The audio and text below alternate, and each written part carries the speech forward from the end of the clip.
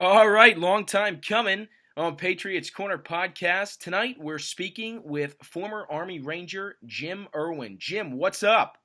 Not much, man. Just trying to live the dream out here in the Sierra Nevada mountains.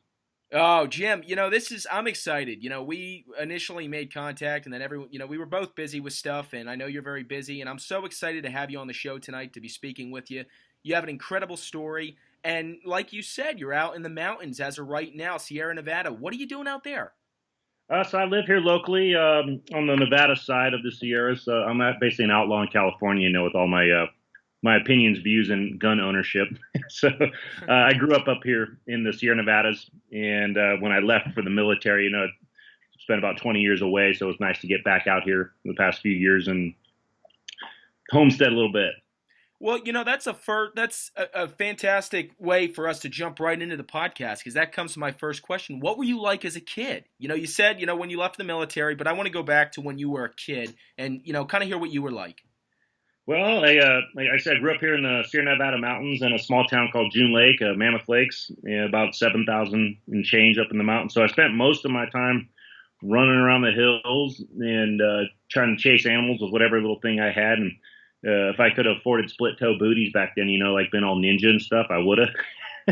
Huh. But no, I spent a lot of time in the outdoors. My dad was worked construction, had his own construction business, so I was slave labor for him. But it gave me a good work ethic and put me on the right track as far as my mental toughness and willpower to want to do things. And knew early on I wanted to be in the military. I was probably 12, 13. I knew I was going to join the military. I wasn't sure which route I was going to go, so spent my time hiking the mountains, and trying to do a little bit of hunting here and there. Was a little bit frowned upon. My stepmother was a wildlife biologist, so Oh I'd go out wow. with her. Yeah, I'd go out with her, and she'd teach me how to do land navigation, and listen. I got to a point where I could tell out different birds from just by their sounds, and then we'd go home, and I'd go back out there with my pellet gun or something, try to shoot them. So she wasn't real keen on that when she finally cracked the code on what I was doing. Oh God, that's hilarious. That's crazy though that you were at that age just walking around the mountains. And does that even kind of that's got to go connection with different times. I don't know if what would you think of parents today heard that Uh, their kids are walking out? Out there maybe, but I'll Yeah, let you I answer. bet they still do it there in June Lake Mammoth. But it's something to think about that a lot of kids aren't afforded in bigger cities or the supervision. I'm sure there's still some weirdos around, but you do it's talk percentages, man. I'm in a town of 620 people.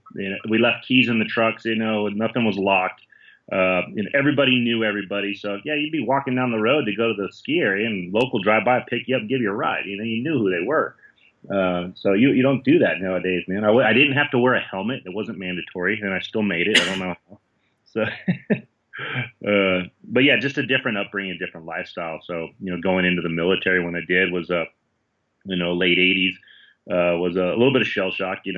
I ended up coming from the Sierra Nevadas at 7,000 change with no real rain or humidity, and getting off the plane in late August in Georgia. It was like, what the hell is this? I Yeah. can feel the air coming into my lungs. It's wet.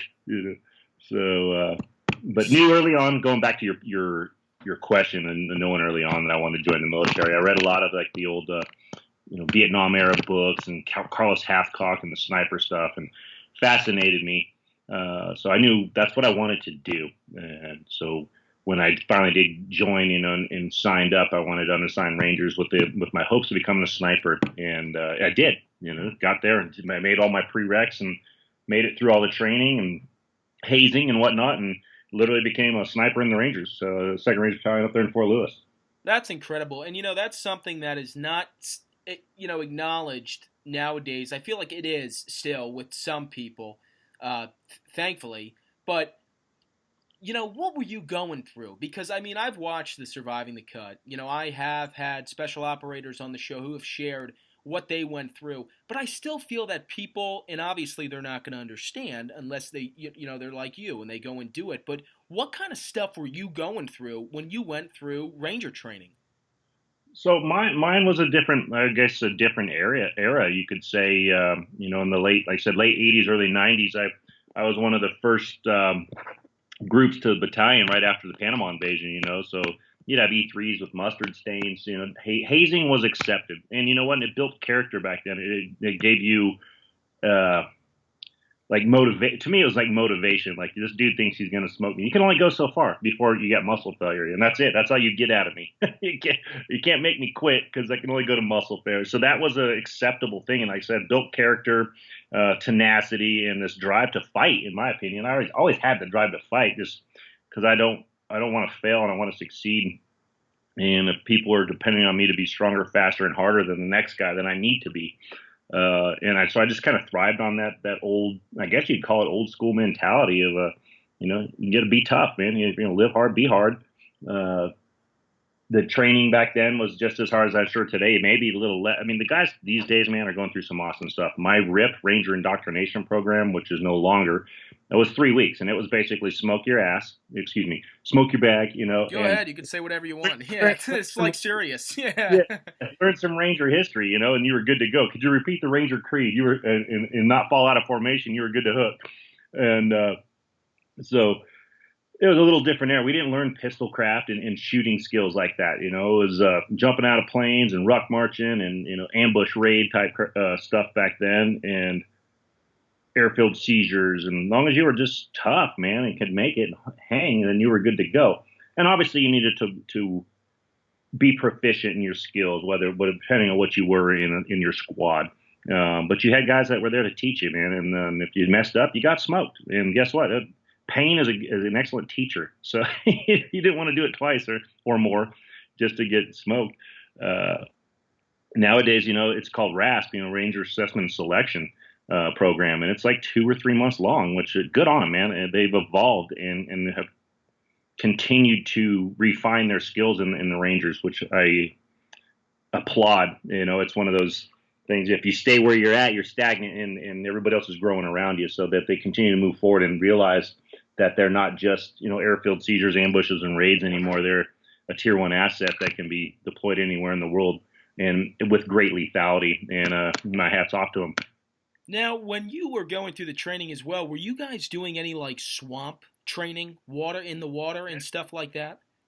Absolutely. So when I went through Ranger school, so once you made it through RIP back then, you went to a battalion, you became a Ranger. You went to Ranger battalion, and then basically got in line, learn your job, and then got in line to go to Ranger school, which could take anywhere from 9 months to a year, unless you were really moving, and you go a little quicker. But Ranger school is a leadership school, so when you got back from that, if you passed, you were promoted to E4 and given some more authority. Not as much responsibility. We called it the E4 Mafia back then, because you'd get away with a hell of a lot. Huh. You weren't E5 and in charge, but you weren't E3 anymore either. So you got away with quite a bit. But we did. So when I went through, it was we went Derby. So it was like your first phase was there in Benning, and I don't recall. I think it was 72 days. I think.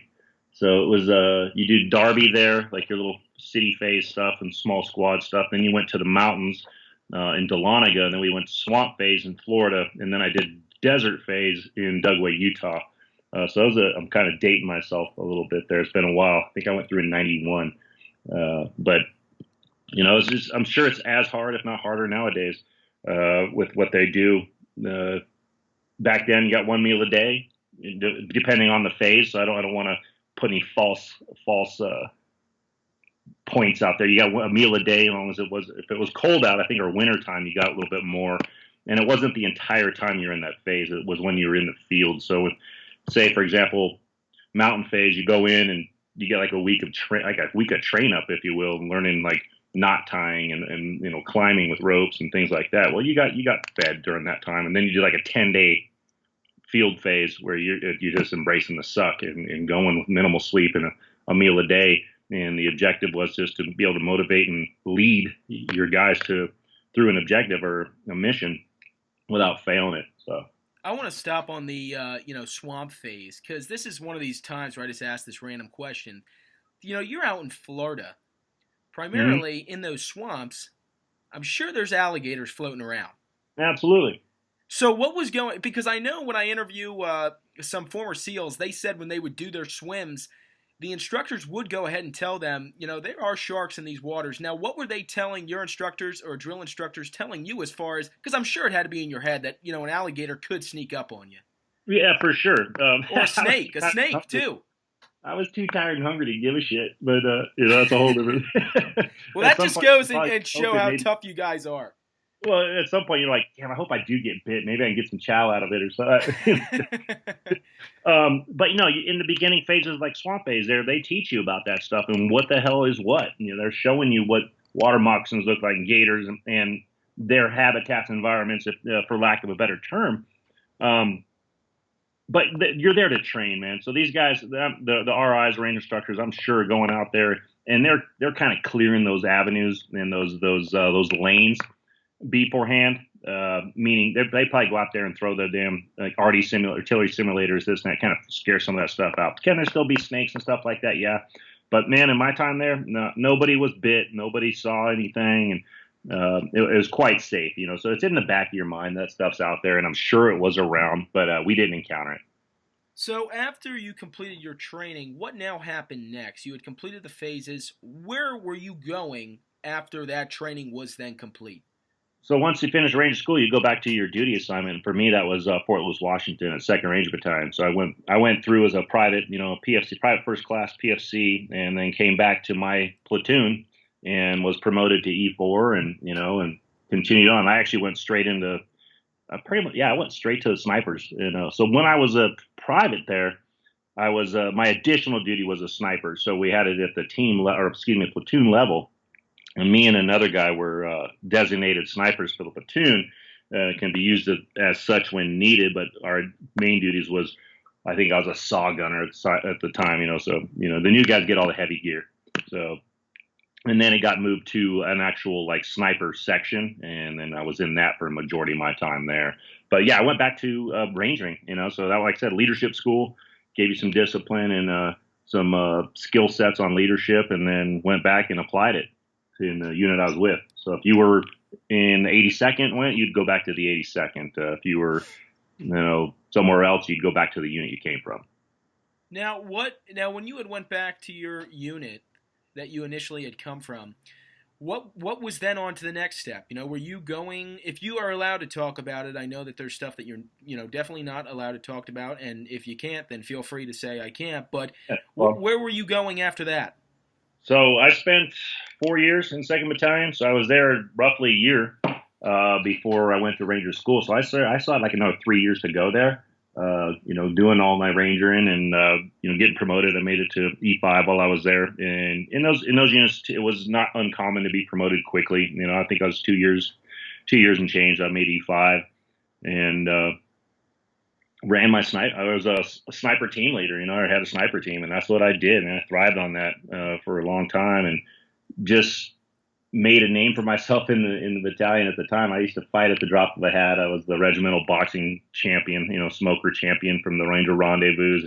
But it was just, I embrace that whole mentality and of just, if you're going to be good at something, you be good, at all aspects of it. So, and then from there, I actually went to Alaska. Oh, wow. That's cool. Yeah. I wanted to go check out Alaska. And so I left Ranger Battalion going to Alaska, thinking that would be pretty cool to check out. Yeah, it was okay. The country was beautiful. The soldiers themselves, they weren't real motivated. I come from a volunteer unit, spec ops, to a regular. I didn't make it into the airborne unit up there because they were like 150% over strength or something crazy on E5. So I went to a regular Army. We'll just keep that. Regular Army wasn't for me. So from there, the Delta Force recruiter came through and looking for guys who might want to try out. And I was like, yeah, that's right up my alley. And, several months down the road, I was fortunate and lucky enough to make it. So I was one of 5 out of almost 100 people to make it in my unit selection.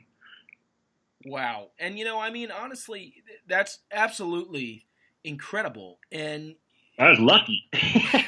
There was better men than me that fell by the wayside, man. I don't know how. There's no magical sauce. A quote I've heard in the past, and I absolutely believe it's true, and maybe I slipped through the cracks, being humble about it. But it's not always the best guy; it's the right guy for the job. And so, like I said, I saw guys that I looked up to either got hurt or just didn't get selected for some reason or another, and I managed to just hit the right wickets and what they were looking for, I guess, at the time. Now, after you guys had just went through that training, I gotta know, what were you guys thinking when they put out the movie Predator, 1985? You guys were really, it's a totally random question, but you guys were actually doing this stuff. What were you guys saying about that movie? Well, it is like everybody else. If it bleeds, you can kill it. So you almost felt I won't say invincible, but you had a pretty good confidence in your ability to survive. You've been given the training and the tools to do so, and the team around you. You're not out there by yourself. So you look at that kind of stuff, and it's kind of BS. But apply that to terrorism, man, hostage rescue type scenarios, and bad guys doing bad things. No matter what outfit or planet they're coming from, and we're getting sent in there to correct the wrongs.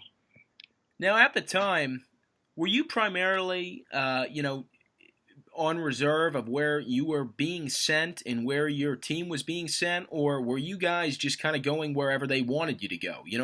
Whether it be all over the world. I think that was. I don't know is the answer on the truthful answer is I don't know. I think that was controlled well above my pay grade, and how that works, I don't know. I just rucked up and strapped on a gun, man. Now, what is the Freefall unit? I looked that up, and I saw a military Freefall unit, and I found that to be really cool. If you were able to give a little bit more description on that. And I actually loved that part of my job. So I ended up leaving the unit after a little while, couple years there, a little bit less, for reasons I don't need to discuss. I did something they didn't agree with, and I had to leave for a year. And at that point, I ended up getting married, and it was decided that I wouldn't go back, and got out. But in that interim, I ended up my last couple of years with the 18th Airborne Corps' LURS, which is Long Range Surveillance Unit, or LURS-C is Long Range Surveillance Company. LURS-C would be Long Range Surveillance Unit, and ended up running the Freefall program with another guy. We ended up chasing out the LT. So we had an E7 as a PL for a long time, and me as an E6 as a platoon sergeant, and we had the Freefall platoon. So we skydived into work basically. So the only thing that separated us from the other platoons, we had a water platoon and we had a mobility platoon.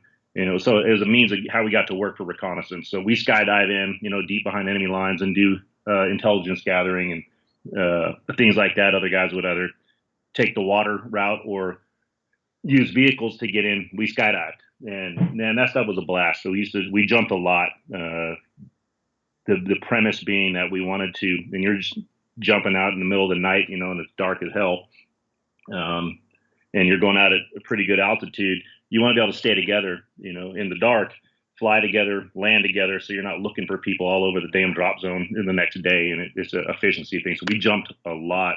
I'd say in the 2 years I was there, we probably put in almost 300 jumps, just being proficient at that. Because once you hit the ground, everybody's doing the same job. What was that like? Your first time jumping out of a helicopter?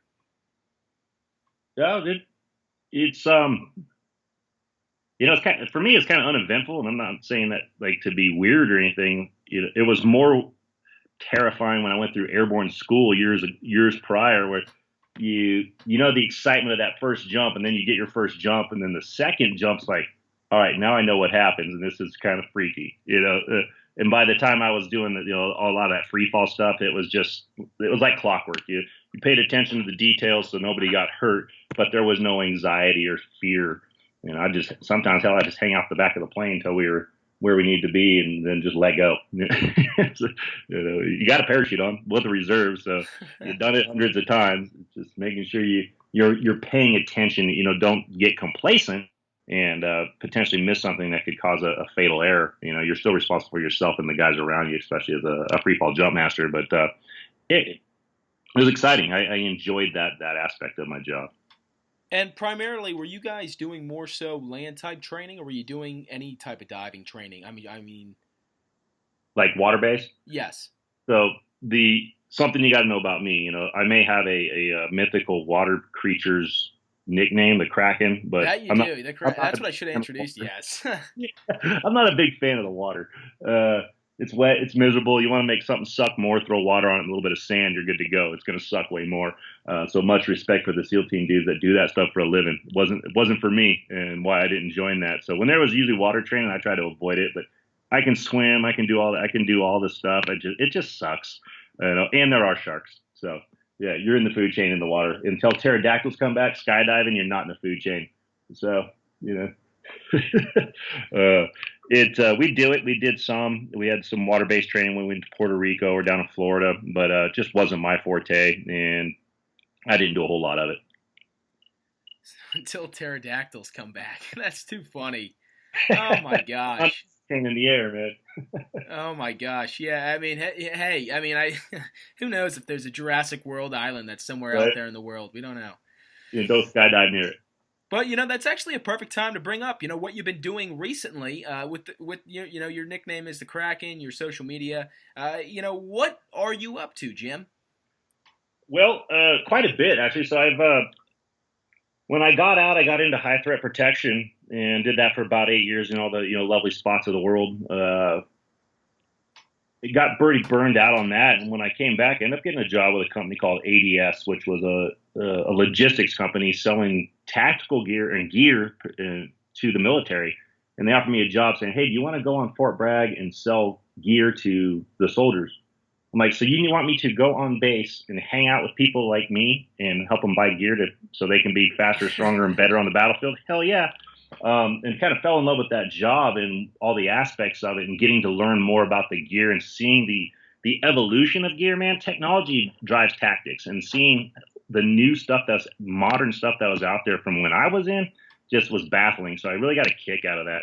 Well, it's evolved into now. I work for myself as a brand ambassador, and I'm sponsored by several of these companies making high end gear. And my job and my role with them is to get out there and use it, using my background and my experience, and bringing some authenticity and uniqueness and genuine article stuff to the table for their marketing and social media stuff like that. So, Leupold Optics, Cryptic Outdoor, Falcor Defense, Proof Research, the name of Wiley X. So bringing, actual validity, or not validity, I shouldn't say that. Their brands can stand by themselves, but I'm bringing unique content to the table for them, for their social media, their marketing, catalogs, video, stuff like that. So I spent a lot of my time out there running around the mountains and in the flatlands and deserts, whatever, creating this content, and helping them on that side of it. And it's a pretty cool job. Another part of that is I was very gun shy early on when I got out about teaching what I've learned, because I look up to so many of these guys in the firearms industry that are teaching, the Mike Panones and Kyle Lamb and freaking Pat McNamara, these guys that I looked up to, and served with, that are just badasses. And I'm like, I'm not them, so I can't justify it. But at the end of the day, you're teaching, basic fundamentals, but there's nothing magical about shooting. And I believe it's my right to pass it on. I've learned it and got to use it. Let me pass it on to, if not the next generation, the people around me that are willing and interested in it, so they become, safer with carrying a gun and being able to protect themselves and their loved ones. And I feel like it's an obligation to pass that stuff on. So I teach some firearms training, do my brand ambassador stuff, and then I have this thing I've created. It's an annual membership program called Team Kraken, where you sign up for that. You get one box a year. You're in the network, and you get a bunch of discounts with exclusive discounts with brands that are a part of it, probably 20, 25 different companies, back box of swag and some cool stuff. We do weekly giveaways, got our private Facebook page. So we call it Team Kraken. It's like-minded guys that are involved in it. And it's a networking thing, and, helps me, stay out of a physical job of going 9 to 5. But really excited about that. And then I spend a lot of time with a charity, my veterans charity stuff called Veteran Sportsman Alliance, and giving back that way, and honoring those guys that gave more than me. I somehow got out with all my fingers and toes, not so much on the memory side, but it's my way of giving back and saying thank you to the veterans out there that did, sacrifice a lot, and helping them get out and enjoy life again through hunting, fishing, and just outdoor stuff. We call it the Veteran Sportsman Alliance because it's more than just hunting, and it's not a good old boy club. There's a way we can help vets get out and experience life again. We do. We've taken, handicapped guys, if you want to call them. I don't call them handicapped. They're just accessorized mostly. They got other accessories, and they get out there. We had a triple amputee on a bull elk hunt, and then he went out fishing. We took another guy somewhere else, and some guys just want to go to hot rod shops. So it's just helping them get out, and relive life and not take another bad route, and I really enjoy that. Well, that's incredible, and that's amazing, and it just sounds like one hell of a good time. Hot rod shots, going out fishing, shooting guns. That's like the ultimate, dream for sure. And that's absolutely incredible. And I got one more thing to ask you. Anything you want to mention as far as company wise, or I know you got some gear that you were selling, and I don't know if you still are. Well, yeah, I've been revamping my website, which is KrakenUltimus.com. KrakenUltimus, KrakenUltimus.com. And I've got like a signature skinning knife that I do. Like I said, the Team Kraken membership thing that we're doing, and there's a few things, hats and shirts like that, just some like fun swag stuff. I'm getting a little deeper, maybe on some holster stuff. Some of my sponsors that I really enjoy promoting their gear because it's just such quality stuff, like Cryptek Outdoor Group and Leupold, and one of my newer ones is RMP Rifles, Rocky Mountain Precision Rifles, just making some stellar long guns for hunting. Keeping like 2-inch shot groups at 1,000 yards like this. Yeah, that's pretty damn accurate. That is wild. Quality stuff here. Spending a lot of time, with the hunting season coming up. So I don't have a lot for sale as much as I have a lot to offer. And if there's people interested out there, be sure and either check out my website or reach out to me on my on email or my Facebook and Instagram, which is Jim the Kraken 1. And love to hear from you. And if I can help you out or you're interested in following me, we do quite a bit of stuff on there and promote a lot of the brands and just going out and doing some fun stuff. I just posted up a video today on a piece of body armor we shot to hell, and man, how it held up, and it was a pretty cool video. And we'll be posting up some hunting videos as we go. And I'm always messing with gear and starting to do some more reviews on stuff like that, just to give information out there and also promote the brands that I believe in. That's wonderful. And final question I do have for you, as far as you mentioning about when you were younger and how everything was back then, how do you think that our current administration has been dealing with military restructure and everything that we have going on, potential threats from all over the world? How do you think he's handling the entire situation? I'd be frank on that, man, as I've been too far removed, and I really don't get into the politics of stuff because I don't believe I can speak educated enough to defend or to attack on any level. So that's not something I can answer. I'm not involved enough to give an opinion, I guess you could say, on that. It's been a day or two, brother. Understandable. No, yeah, I completely understand. Well, Jim, thanks so much for being on Patriots Corner. This was a fantastic podcast, and I thank you for your service, everything you've done for the country. Appreciate you having me on, guys. All right, Jim, take care. Take care.